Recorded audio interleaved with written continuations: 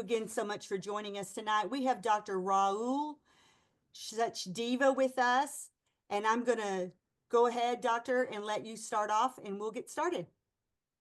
Sounds good. Thank you. Let me share my screen first. All right. Good.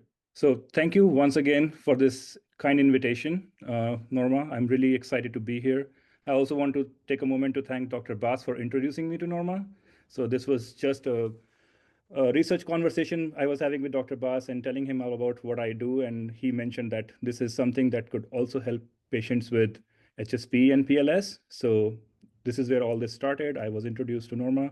I did my PhD back in Philadelphia in Drexel University, where Dr. Bass is. And he was one of the directors of our graduate program. So he was one of the people who kindly let me in the program. So if it wasn't for him, I would not be here today.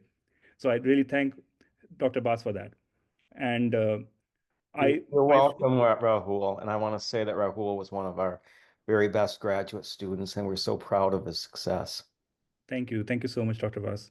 I really appreciate that. So really, my research has been focused primarily on spinal cord injury, and which is where I really started my graduate studies. And I started more as a preclinical molecular biologist, and I slowly moved into animal models and then moved into human participants. So that's how my research journey has progressed towards a clinical intervention. So now after Drexel University, where I did my PhD, I moved to Vancouver, Canada, and I did a postdoc there at University of British Columbia, where I continued my research on spinal cord injury, and also did some more work on cerebral palsy with a company that makes the spinal cord stimulation devices. I'll talk more about it later. And from there, now I have moved back to US as an assistant professor at University of Kentucky. My primary appointment is at PM&R department, which is more of a clinical appointment, where I'll be working with participants and doing more interventional research. But I will also have a secondary appointment at the Spinal Cord and Brain Injury Research Center, which is abbreviated as SCOBRC, as you can see on my introduction there, which allows me to do more of mechanistic preclinical animal research. For the sake of this talk, I'm not going to talk anything about animals. I'll be focusing more on the human participant, because as I was told that is something that is more interested to this audience. So I'm going to keep my focus on the clinical research today. So let me get started. So here are some of my disclosures. I have research support from some of these foundations, from Wings for Life, from Canadian Institute of Health Research, from US Department of Defense, and I also have some funds from the University of Kentucky itself. I do work as a consultant scientist at Spinex, which is a company. It's a startup that makes these spinal cord stimulation devices. I do not get paid for that, but it is a potential conflict of interest because it is a for-profit company. I also want to give one more disclaimer that I was telling Norma about just earlier. Today's talk is not about HSP or PLS. That is not an area of my research. I'm going to talk about two very close enough conditions, which I hope I can keep you intrigued about and sort of give some hope that those similar treatments may be possible for HSP or PLS. So first, I'm going to talk a little bit about spinal cord injury, which, as the name suggests, is an injury to the spinal cord. In most cases, it's a traumatic injury. And what it does, it basically severs the pathways within the spinal cord. So there is sensory motor dysfunction, but there is also dysfunction of autonomic function. And then this occurs in right now, there are more than 300,000 individuals in US living with spinal cord injury and more than 15 million worldwide. There is a direct loss of function because of the injury, but there are also secondary complications like respiration-related issues. There are issues with urinary tract infections, things like that, that can affect really the quality of life. Second condition that I'm going to focus on is cerebral palsy, which is the #1 childhood disorder worldwide. It affects right now more than 18 million people in the world and more than 1 million alone in the US itself. It is usually occurred during the pregnancy, while the baby is still developing. And it is usually an insult to the developing brain. And it can lead to motor weaknesses, spasticity, or developmental delays. So these are really two neurological conditions that has been focus of my research. Most of my research have been focused on spinal cord injury, but more recently, I have also gone into looking at CP as well. Okay. So with today's talk, what I really want to do is give an overall introduction on neuromodulation, what neuromodulation really is and where my research fits into that whole realm. Then I'm going to spend a lot of time talking about spinal cord stimulation, which is one small area of overall neuromodulation, and how I have used that in CP and spinal cord injury. And I'm going to pretty much stop there. And I'm going to try and learn from you guys more about HSP and PLS. What are your opinions? What do you think about this? I have some guiding questions to go over that. And at the end, I want to leave it like an open-ended question. Can neuromodulation be used for benefiting people like you, individuals who have HSP or PLS? So that's going to be the overall theme of my talk today. So let's get started. What is neuromodulation? So I know there is a lot of people who have no relevance to spinal cord injury or interventions for spinal cord injury or any neurological disorder in general.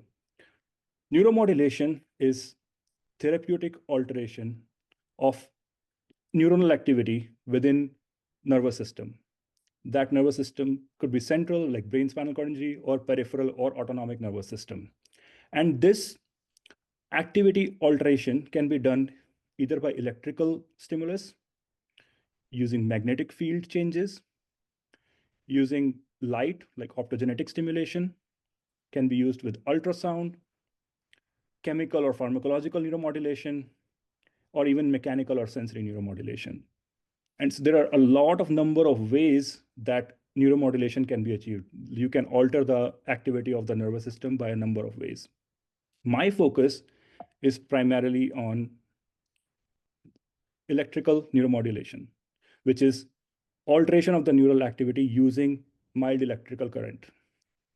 And that itself, even though it's a really small field within what I just showed you, that itself is a huge field.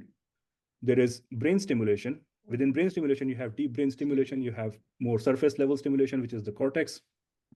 There is peripheral stimulation, which is stimulation of peripheral nerves that are outside brain or spinal cord. And my major focus has been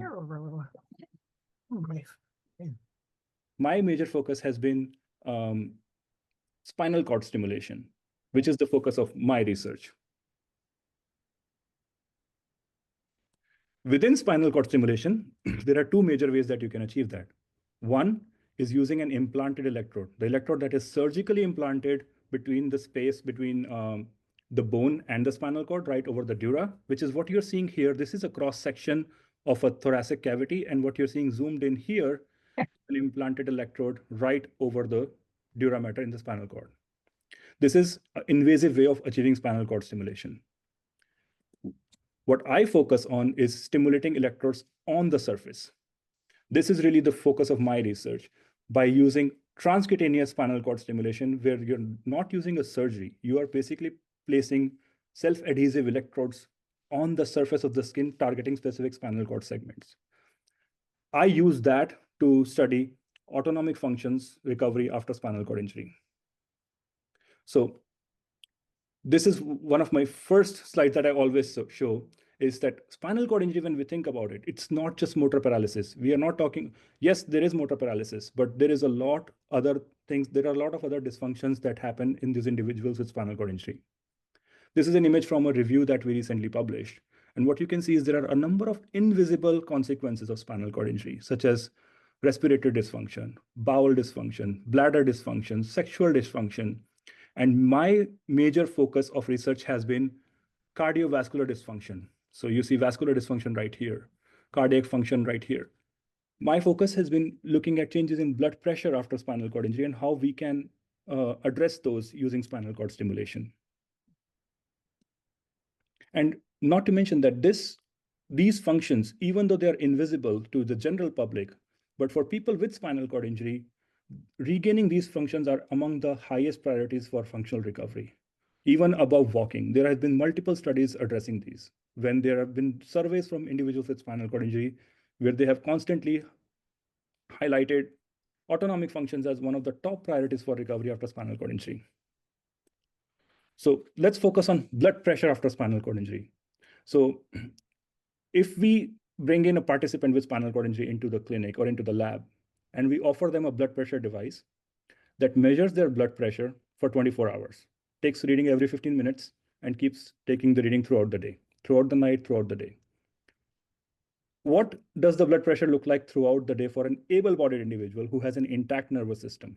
You see two dashed lines here. Those are systolic and diastolic, the normal 120/80 that we all know blood pressure reading is. There are obviously fluctuations throughout the day and night. You see a nocturnal dip. So gray part is the night here, white is the day. And you see as the person is sleeping, blood pressure goes down. This is a typical nocturnal dip. There are small fluctuations throughout the day. But the blood pressure generally remains within that 120/80 range. That is a normal person's blood pressure. What happens in an individual with spinal cord injury? Same recording. That's what it looks like after spinal cord injury. What you can immediately see right here is there is no nocturnal dip, which is also physiologically not a good thing. We're not going to talk about that much today, but what you're seeing during the day here is a lot of high blood pressure episodes, which are way above that 120 range, and a lot of low blood pressure episodes throughout the day. And these happen multiple times within one day. This is a recording from one day, and that's not a good thing. So these have been characterized as autonomic dysreflexia, or AD, for the high blood pressure episodes, and orthostatic hypotension, hypotension, low blood pressure, in response to an orthostatic challenge.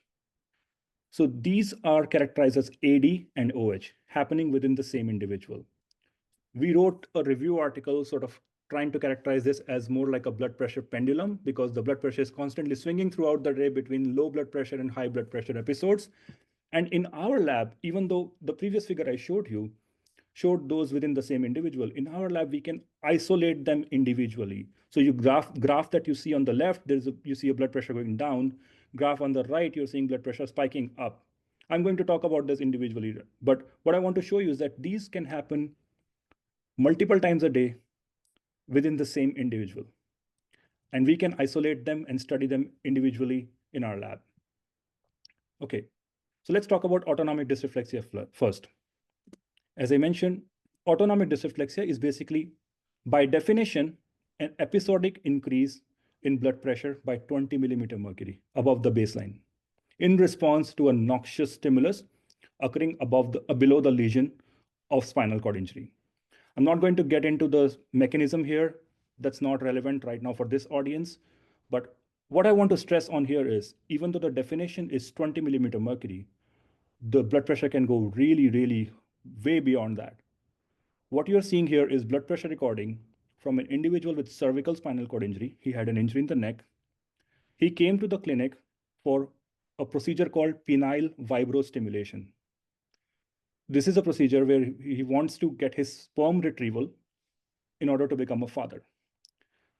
When we apply stimulus to his penis that is below the level of lesion, that stimulus can be perceived as a noxious stimulus by his spinal cord. And all the dashed vertical lines that you're seeing here are the times when the vibration was applied. And you can see his resting blood pressure right here, close to 120, it goes to 200 every time the blood pressure increases when there is a stimulation applied. At the time of ejaculation, see the blood pressure. It shoots up to 350. That is a huge change in blood pressure at the time of ejaculation, and it happens so fast. And as I mentioned, this can happen very frequently. This is one clinical procedure, but throughout the day, they can have a number of triggers that can cause fluctuations in blood pressure. It is usually observed in people with higher levels of injury because there is a lot more impairment there. And there are some symptoms like headache, blurred vision, sweating, flushing of the face, piloerection, but a lot of times these individuals don't even know that they have an AD episode because it sometimes can be asymptomatic. We've had those patients as well. So it's even more dangerous when there is no warning sign that your blood pressure is going up. Okay. And like I said, it is something that happens so frequently. And one of the reasons is because there are a number of triggers that have been identified that can cause AD. One of the most common trigger is distended bladder. People who have impaired bladder control, they have full bladder. There could be a kink in the catheter, bladder is not emptying. That is the number one cause of most of the documented ADs. UTIs is another cause. Vibrostimulation, the data that I just showed you. And even constipation, fecal impaction when there's not a proper clearing of the bowel. These are among some of the triggers that have been identified, but there's a whole laundry list of known triggers that can cause autonomic dysreflexia. And you can imagine having fluctuations in blood pressure cannot be a good thing. If there are fluctuations in a closed system, it cannot be a good thing. And this is a data from a Canadian population health survey of over 60,000 individuals. Few hundred of them were individuals with spinal cord injury. And one of the key findings of these were cardiovascular disease is number one cause of, not number one, but among the top causes of mortality after spinal cord injury. The people with spinal cord injury have 3 times more likelihood of having a stroke compared to non-SCI individuals, which is a huge increase in odds. Here are some examples of autonomic dysreflexia causing cerebral hemorrhage. This was a case report published. One review published by our previous laboratory looked at life-threatening outcomes related with autonomic dysreflexia after spinal cord injury. And I'll give you some summary points from that study. They looked at 32 cases of AD after spinal cord injury. 23 of them had resulted in CNS-related complications of central nervous system. It could be hemorrhage, ischemia, infarction, seizures. 7 of them had cardiovascular problems because of high blood pressure. And actually 7 of 32 cases resulted in death related to autonomic dysreflexia. So it is a dangerous thing. It is a dangerous physiological consequence of spinal cord injury. And we need to look for pharmacological options or non-pharmacological options that can help treat this condition. So what do we have right now in the clinic? So if you remember this 24-hour blood pressure, it's not just AD, there is also orthostatic hypotension. So it's not just the high blood pressure episodes, you have the low blood pressure episodes as well. Let's talk about autonomic dysreflexia for a second. Number one, as I mentioned, many people don't even know that this happens. There was a study published a few years ago where I think about 80% of the RNs, registered nurses, and individuals with spinal cord injury had no idea about autonomic dysreflexia. So number one is education and awareness. People need to be educated about this. And then there is once you know there is autonomic dysreflexia, there is an algorithm for the clinical practice guidelines where you basically sit the person up so blood flows down because of the gravity, so you lose some blood pressure. You check the catheter, you check the bowel movement, and if still that doesn't resolve, you go for pharmacological options. And there are some of the drugs I have listed here. You can have calcium channel blockers, ACE inhibitors, nitrates, and things like that. On the other hand, orthostatic hypotension. These are the same individuals having low blood pressure episodes as well. Similarly, there are a number of non-pharmacological managements.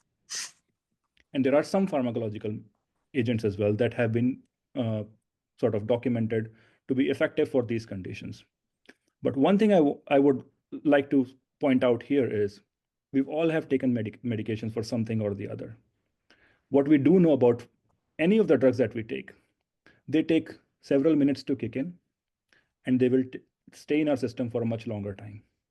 But on the left side, you see in the graph here, these episodes are much faster than that. They can happen in minutes. As I showed you the penile vibrostimulation study, those were happening within a matter of seconds. The blood pressure was shooting up.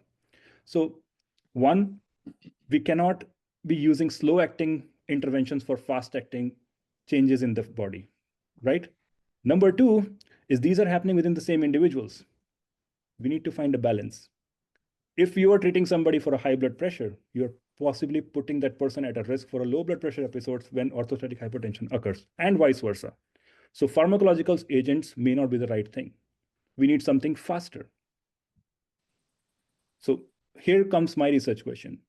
Can we use spinal cord stimulation, neuromodulation, neurostimulation, whatever you want to call it? Can we use electricity to modulate spinal cord circuitry to control blood pressure? Because eventually it all gets controlled by spinal cord. And here's an example of epidural stimulation, which was one of the earlier studies that were looking at spinal cord stimulation for modulation of blood pressure. A number of studies were published using this invasive method of implanting an electrode on the spinal cord and modulating blood pressure. What we asked was, can we do it non-invasively by placing an electrode on the skin?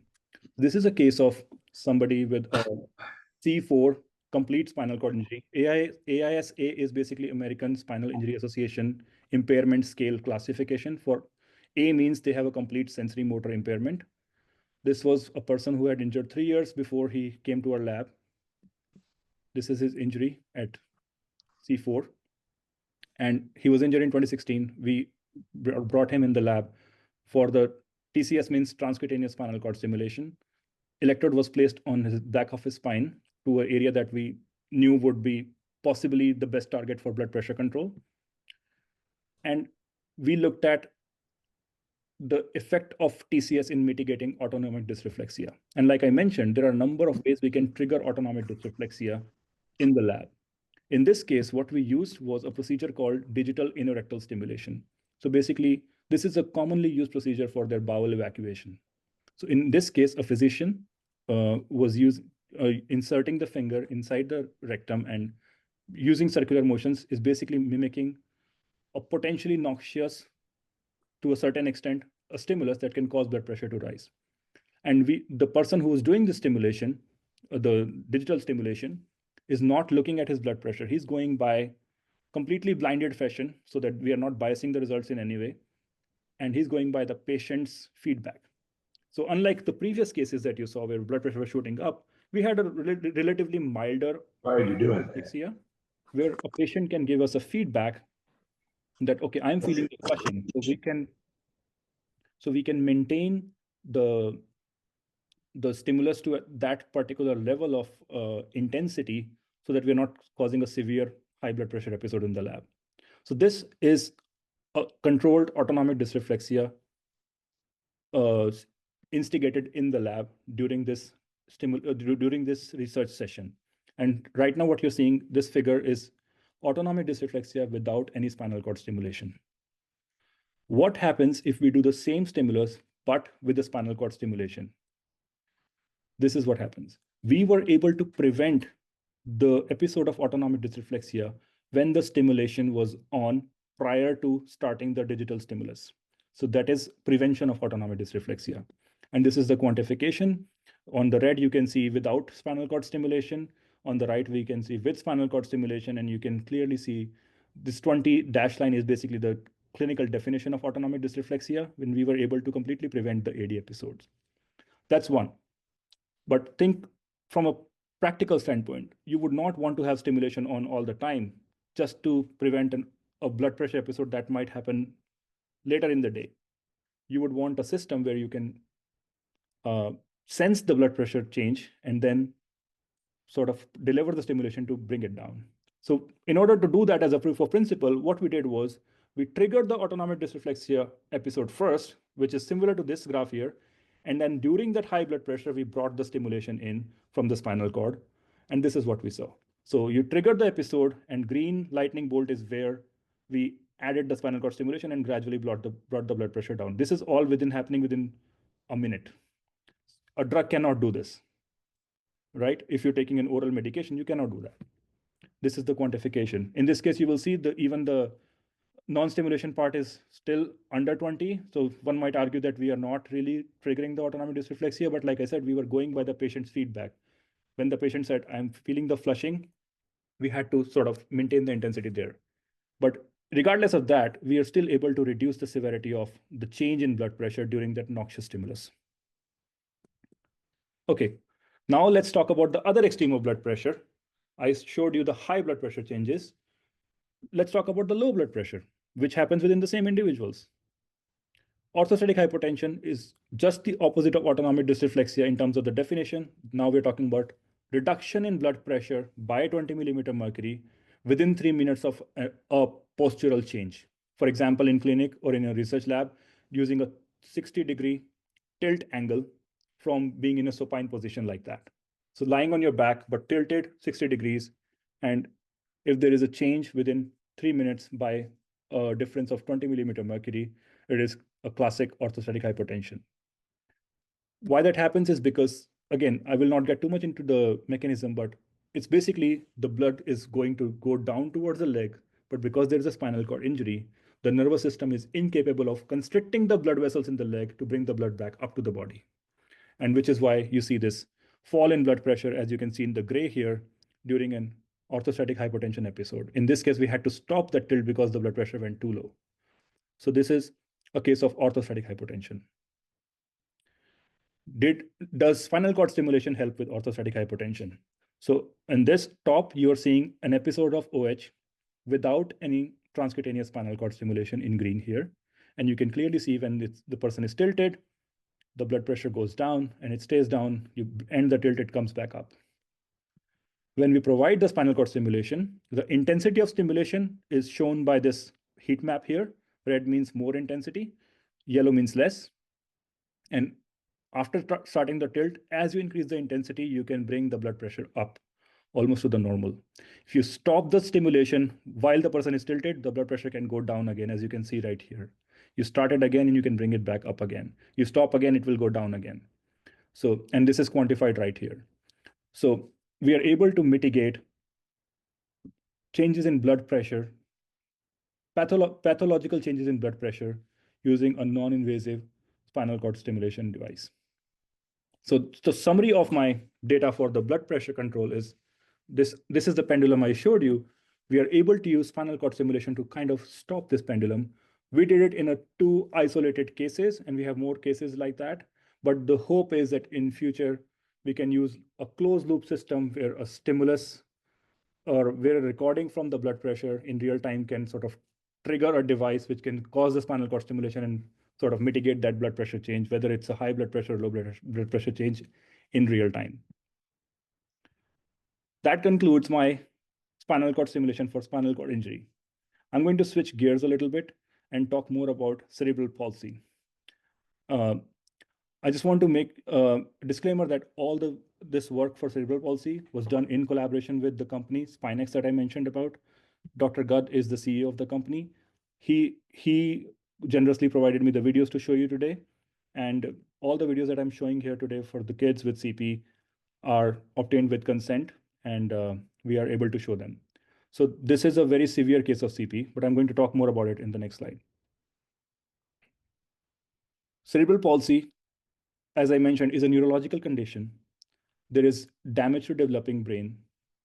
And then even though the neurological condition is not progressive, but the ramifications can be much more severe through the musculoskeletal system as the person is growing up. And there is not really a clear treatment for that. What do we have right now as a standard of care is oral medications, which are sort of targeting spasticity. So you have benzodiazepines, you have baclofen, targeting spasticity. There are Botox injections in the muscles, which are essentially what they're doing is paralyzing the muscles, so reducing the spasticity, but you're also losing function at the same time. There are some surgeries methods available where you can either do a dorsal rhizotomy for certain nerves to reduce spasticity. Again, those are irreversible damage to the nervous system. And those are currently the standard of care. And my summary from that is they're either invasive, they're ineffective, and they are usually focusing on reducing the symptoms like spasticity and not really treating the underlying condition of lack of neurological function. So before I go further, I wanted to just give an overview of the classification of the severity of CP. CP can present in many forms, and based on the motor function, this can be classified on GMFCS, which is the gross motor function classification system, from level 1 to 5, level 1 being the least severe form of CP and level 5 being the most severe form of CP. And the example that I've been showing you over and over is this kid who is level 5 CP. And as you can see, there is no voluntary control as such of the movements. They are not able to maintain their head and trunk posture against the gravity. Really, all the motor function are limited in this case, and they are not independent in terms of their mobility, in terms of they need constant care. This is the most severe form of CP. How are we doing with time? Okay, we're good. Yeah, so then we wanted to see, with the help of this technology, can we really do something about improving the function in these kids?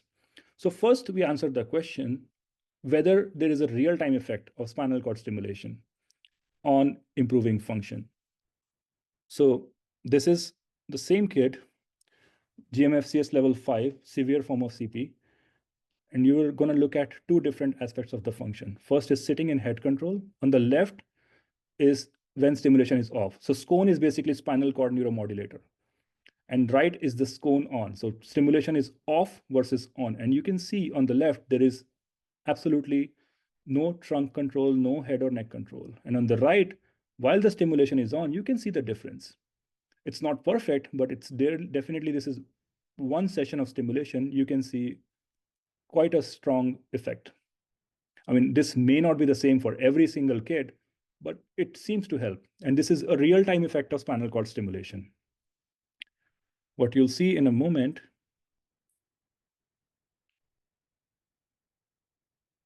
just going to skip ahead a little bit to show you the sit to stand function. Same kid with GMFCS level 5 CP. On the left, stimulation off, and on the right, stimulation is on, and the pediatric physical therapist in this case is trying to get the kid to stand.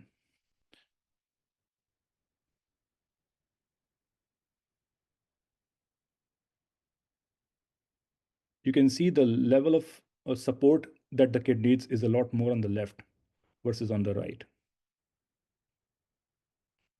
So the kid could not do it on the first attempt, so they're going to do one more attempt without spinal cord stimulation. While on the right side, you can see there is definitely some degree of improvement in the sit to stand function.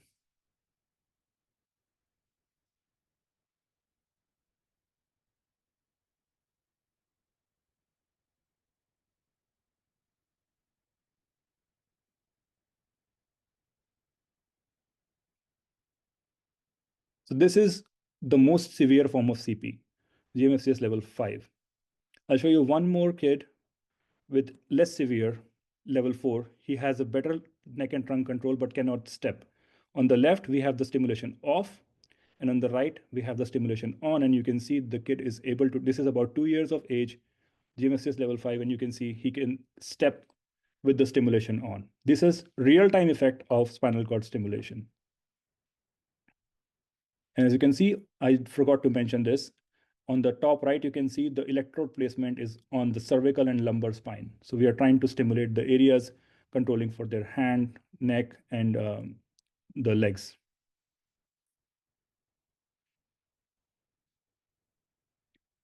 This was the effect of real-time spinal cord stimulation. Are there any long-term effects? We did a proof of concept study with 6 children with cerebral palsy, ranging from GMFCS level of 1 to 5. So basically all levels of severity. None of them had gone any intervention in terms of surgery or Botox injections in last 9 to 12 months. And the primary outcome we wanted to see was motor function measured by GMFM 88, which is a gross motor function measure score. It has 88 different subcategories that can quantify the motor recovery. And we had them divided into 2 categories. One was sham stimulation, which basically is no spinal cord stimulation, but there was physical therapy. And the other one was treatment arm, which had spinal cord stimulation with physical therapy. And physical therapy was basically decided based on the level of function they had. If somebody had GMFCS 5, like the first kid you saw, their physical therapy is basically trying to sit while the stimulation is happening. If somebody can stand, somebody can walk, somebody can jump, depending on their ability, we did 1 hour of physical therapy along with the stimulation in the treatment arm.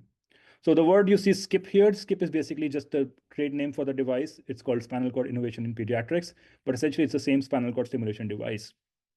And what you're seeing here is 2 groups. Treatment groups get first 8 weeks of treatment, while sham group gets no stimulation, just the physical therapy. After 8 weeks, the sham group also gets transferred into the treatment arm and gets 8 weeks of treatment. After 16 weeks, we don't do any treatment for 10 weeks, and we look at the persistent effect of the spinal cord stimulation as well. So these are some of the results. I'm not going to bore this audience with the graphs, but I really want to just drive home the key message here is that when there is just physical therapy, on the y-axis here, basically higher the graph means more motor recovery. This is change in the motor function. MCID here, the dashed line means minimum clinically important difference, which is 5 points on this scale. The kids who get no stimulation, just physical therapy, ABNT means activity-based neurorehab therapy. It's basically physical therapy. They do not cross the MCID. Those who got STIM with physical therapy for 8 weeks or 16 weeks had almost twice the recovery compared to a minimum clinically important difference. And then that stayed on for an additional 10 weeks when there was no stimulation delivered, as you can see in the graph here. And there were no adverse events reported in this study. This is another way of looking at this data, and I find this really intriguing, is if you look at these two lines here, the two almost horizontal lines, two curves here, these are basically predictive GMFM88 curve of a child's growth based on their CP severity. So somebody with level 4 will have a change in this motor function over time like this if there was no intervention. So this is age in months. So this is a subset of those 6 kids. 3 kids, 2 of them had no spinal cord stimulation, 1 had a spinal cord stimulation. I want you to pay attention to 1, the length of these lines, and 2, the slope of these lines, how vertical or horizontal they are. So you'll see the 2 kids who had no spinal cord stimulation right here had shorter lines, meaning they had recovered less. They did not reach the minimum clinically important difference, and their lines were more towards horizontal. There was less slope, meaning they were taking longer time. The one that had more, that had spinal cord stimulation crossed that MCID line faster, and the line was much longer. So this sort of compares it to what would have happened if there was no intervention versus what did the intervention do. Obviously, this is a much smaller number. We can't make big claims out of that, but it is definitely very promising. So this is that same kid after therapy. And right now, there is no spinal cord stimulation being present in this video. This is in the absence of real stimulation, but after that long-term therapy. He's riding his bike in this neighborhood, something that he would have never done before. So this is a persistent effect of spinal cord stimulation for cerebral palsy.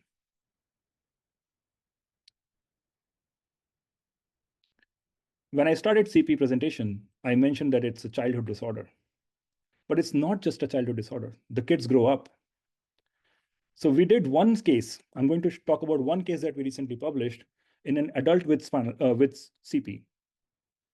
This was a woman, 60-year-old, GMFCS level 3, so somewhere mid in terms of the severity. This is her life history that was available to us, at least. As you can see, she was diagnosed with CP when she was about 1.5 years of age. And throughout her life, she went through a number of different therapies, surgeries, and for the last 15 years, she was undergoing physical therapy with not a lot of improvement in function.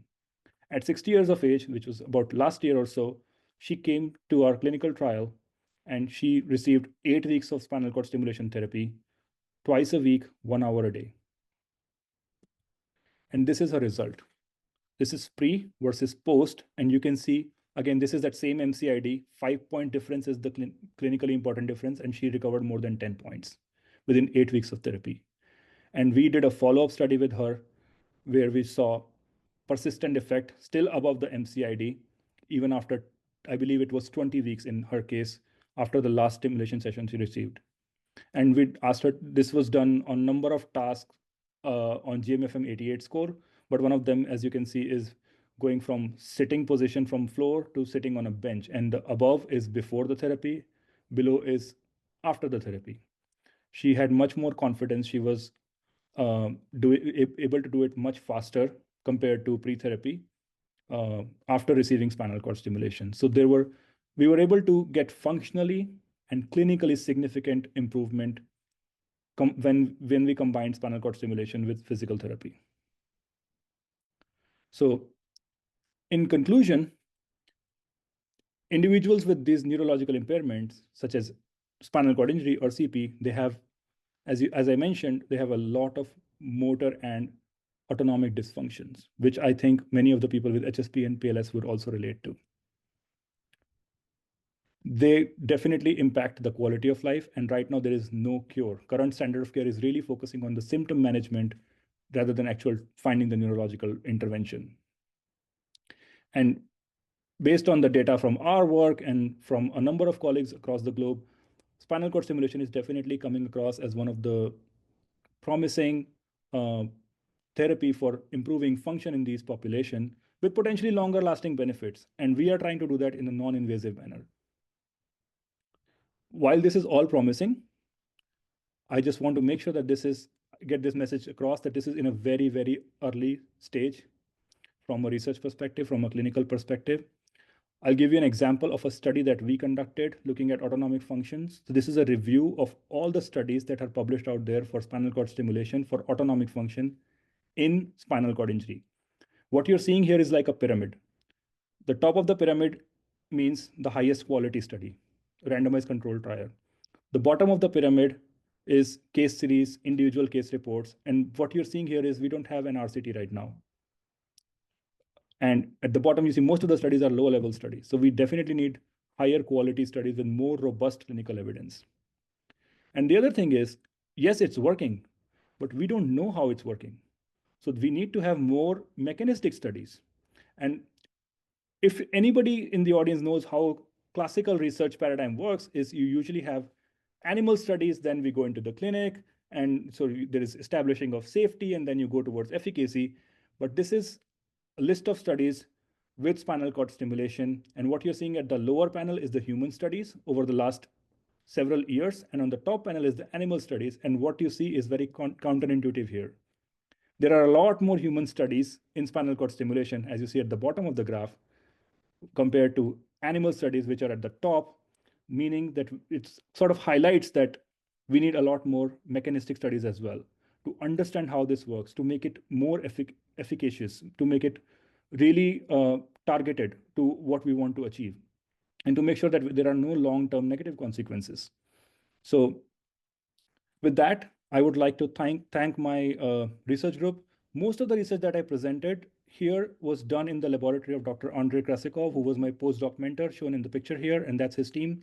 I recently moved from this lab and started my own lab at University of Kentucky. And I'm really hoping that I can sort of expand what I did what I did in my previous lab to wider horizons, targeting more than just spinal cord injury and CP, and maybe hopefully even in the HSP field as well. With that, I'm going to stop here and have some time for questions. But I also, as I mentioned, that I wanted to have some discussion at the end, and here are some of the guiding questions for the people in the audience. If we can sort of have a discussion on these questions, I'm going to leave them out there like that, and I'm going to stop now. Thank you for your time. Absolutely. This is very wonderful, Doctor. Thank you so very much for providing this presentation. There were so many things that popped out at me that I want to ask about, but I'm going to give the audience a chance to get ready for some questions, if you will. But I thought that was very interesting, the previous couple of slides ago, where you said you need more human studies. More animal studies, along with human studies. We need both. Yeah, you need high quality human studies, and we also need mechanistic animal studies.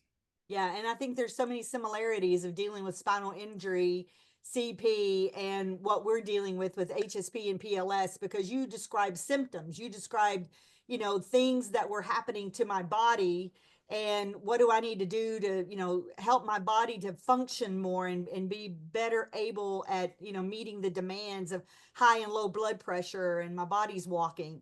So, we've got people that are in various stages of what you showed with your videos. So there's a bunch of folks that have these kinds of health issues, and we need to be, seeing what we can do to find, this study into HSP and PLS patients. And I think there's definitely something there that can help our population.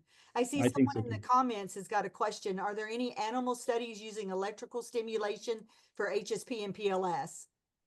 That's a great question. And I'll start with, again, a disclaimer. When it comes to HSP and PLS, I consider myself as an illiterate person. I don't know anything about HSP or PLS.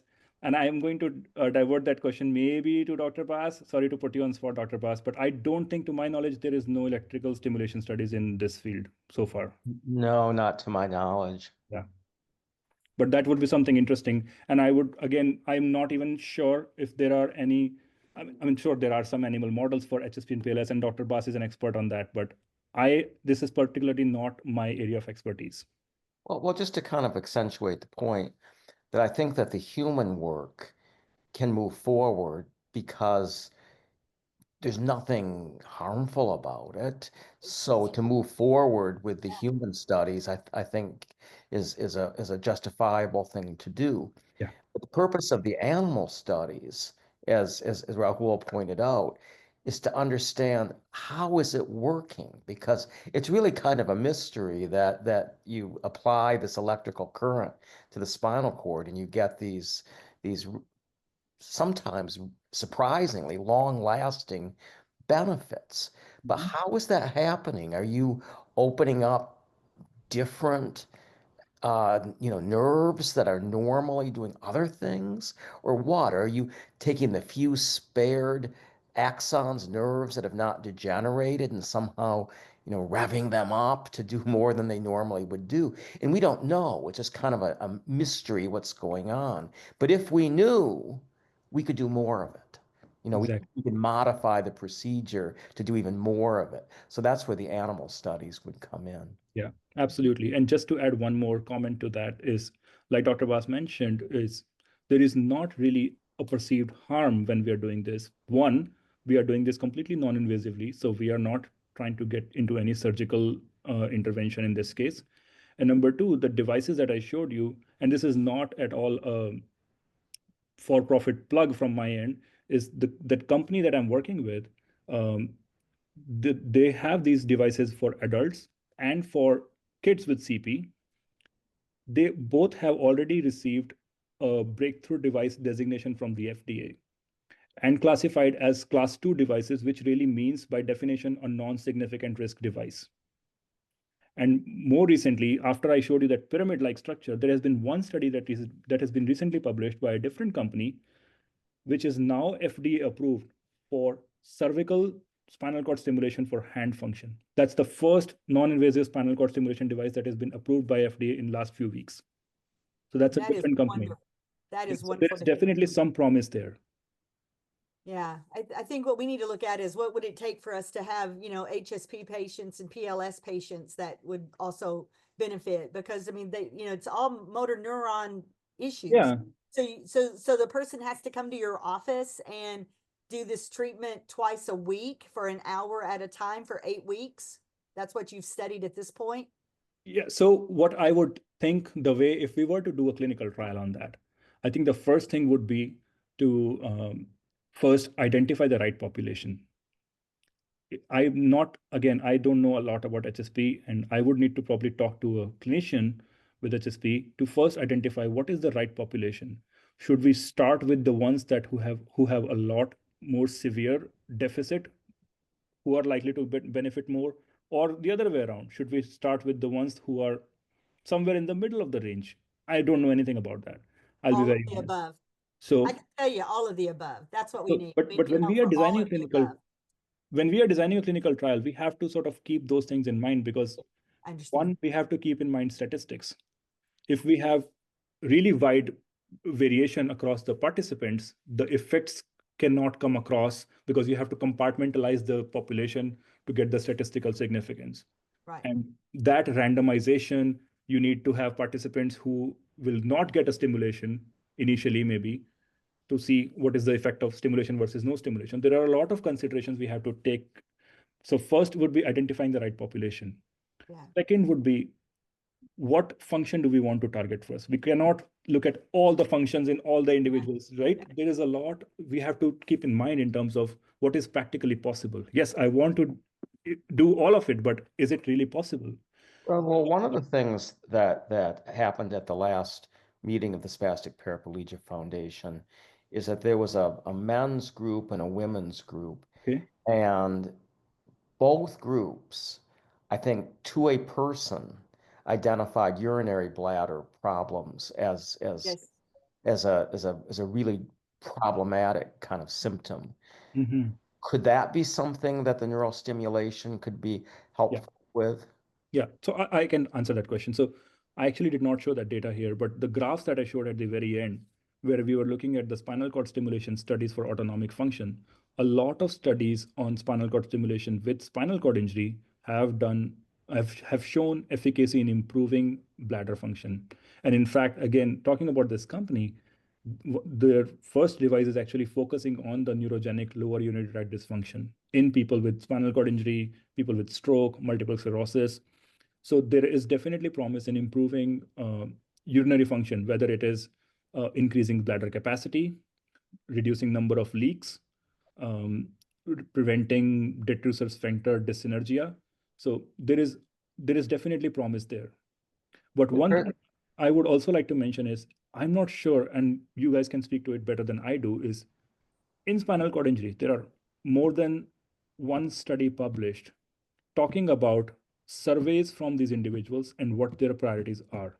Are there any published studies like that? If not, that could be one way to start, is just doing some surveys and identifying what are the priorities. I know that there are a lot of, like, say, Facebook groups where there's a lot of, people interact. The HSP and PLS communities are very good at that kind of thing.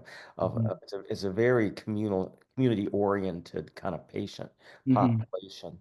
I think there's a couple questions in the chat. So There's a bunch of questions. Let me tell you also what we're showing is Dr. Oscar says that there's at least 2 human studies using the TC. So that is something that's out there available. There is a person here, Miss Linda, that says, can I speak directly to Dr. Rual about his guiding questions? So Yes. Linda, would you like to come on and speak that comment? Please Yes, feel free thank to. you. Can you see me? Yes. Hi, Linda. Hello, Dr. Rahul. It is so inspiring to listen to you talk. So thank you very much. Thank you. I live in Sydney, Australia. So you're reaching all areas of the world with Wow, your that's amazing. research. Thanks for joining.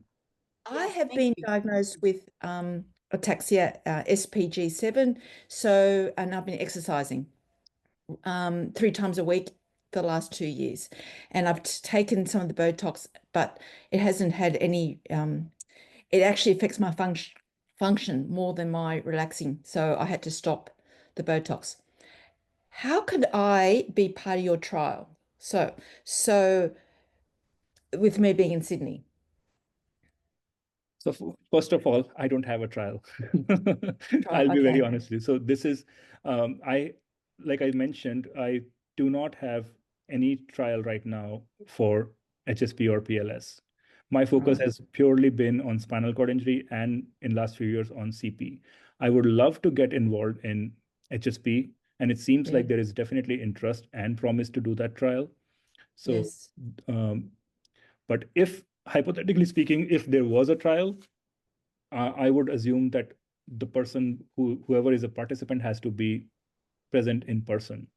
So if you were to be a part of trial, you would were to be somewhere close by in the proximity. there is a I've got, there's a very good Australian spastic paraplegia foundation. And yes, I'm part of that. I'm a member of that. yeah, so we can interact with the two Yeah. foundations. Exactly. What I would be let's willing say- to do that. I would again, this is really wishful thinking on my part, is what would be ideal is to do a multi-site trial where we can also sort of show a reproducibility across 2 continents. There are many trials. The trial that I talked about earlier, which has just gotten FDA approval, that was done in US, Canada, and I believe in Europe as well. So the ideal way to do would be doing a multi-site trial, identifying different PIs who have similar interests and using similar technology. Just to give you a bit of insight from what I've personally recognized about the illness is that you're correct.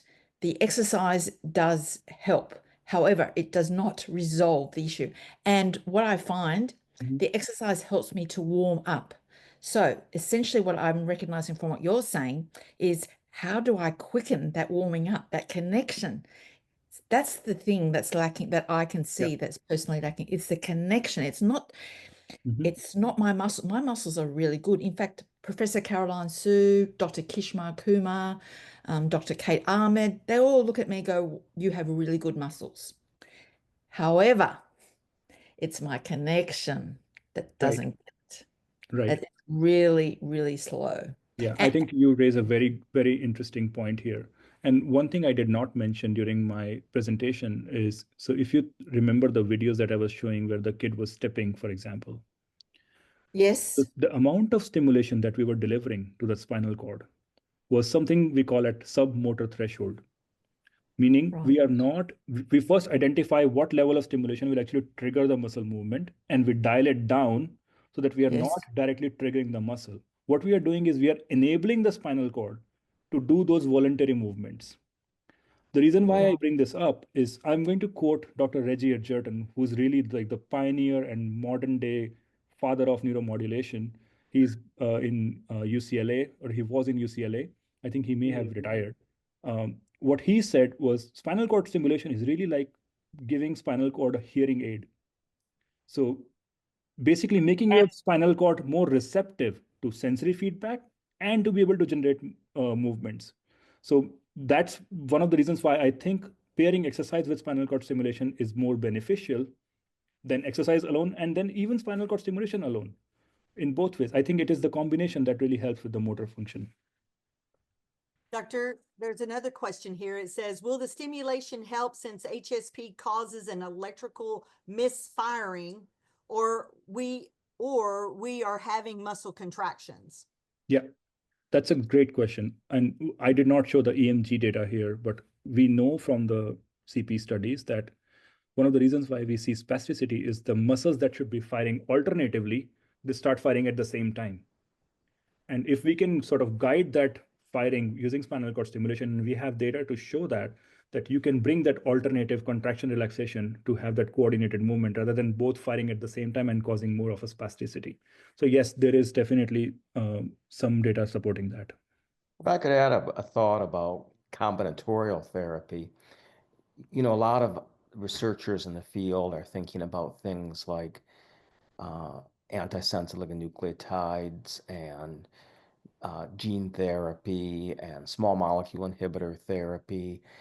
And the potential shortcoming with any of these therapies is that if the patient already has a degenerated spinal cord, then we have to add something to these therapies in order to get a recovery of function. So the therapy, like the gene therapy, doesn't just stop the progression, but so that the patient actually has a chance of getting better. Yeah. So I like the idea of adding Yeah. the stimulation that Rahul is talking about, adding that to any of the other therapies that we're working on to really have a chance of making the patient actually better and not just stopping the progression. Right.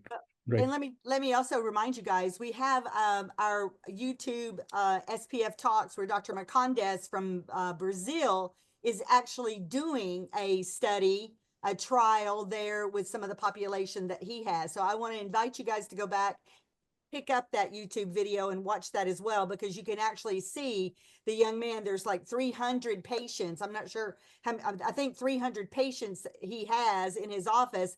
I'm not sure that all 300 of them are right now getting that neurostimulation. I'm not sure what the parameters of his study is, but this is happening, you guys. And what we need to be doing is figuring out, how do we get it near you? How do we get it closer to you? You know, there's a facility somewhere that has this ability, and we would probably love for all of you guys to, see what you can do to get into Dr. Rahul's practice. But we need to open up this and have a broader conversation. And I'm so thankful that we're already past an hour. If you guys heard my clock going off, this is such a very interesting subject, and I would really like to invite you to come back, Dr. Rahul, and talk with us again. Would you guys like that? Would all you guys like that? For us to have a part 2 on this conversation? Thank you. Thumbs up, everybody. Yes. Thank you. Thank you. Let's see if Happy there's to do that. one more question, and let me see if there's another question in here. We've got Dr. Linjara that says HSP is not similar to spinal cord. It is a little to cerebral palsy. Protocol for spinal cord stimulation in CEP can be applied to HSP in clinical trials. So I think that's kind of what we're all talking about, right? People are saying that if there's a clinical trial that they're willing to study, they're willing to be a guinea pig and let this work on them. I think there's many people that would feel that way. Yeah. The only one comment I would like to add there is that even within spinal cord injury cohort or CP cohort, something that works for patient A may not work for patient B. So for each patient, there might be a tailored stimulation paradigm. We call this mapping. Which level are you stimulating? What intensity are you stimulating? What is comfortable for one person may not be comfortable for the other. There are different shapes of the stimulation waveforms. One that works for high blood pressure does not work for low blood pressure, or it does not work for low blood pressure in certain individuals, but it works in other individuals. So again, like Dr. Bass mentioned, we do not know the mechanism currently, and there is only so much that we can do in a patient who's visiting us for an hour or 2 hours. Rats don't mind being stimulated. They don't mind being in a lab. We can do this a lot more comprehensively in animal studies. Yeah. So I If just I want to could sort add of, one more quick thought. Yeah. Among the patients who are diagnosed with cerebral palsy, a lot of them, or at least some of them, are misdiagnosed, and they actually do have spastic paraplegia. So it's possible that some of your patients with cerebral palsy right, really do have hereditary spastic paraplegia. Yes, that's or a exactly right. combination. Thank you, Dr. Boss. That's we see that, we hear that people were diagnosed with CP and they've gone their whole lives and they realize that now with the genetic testing they actually have HSP.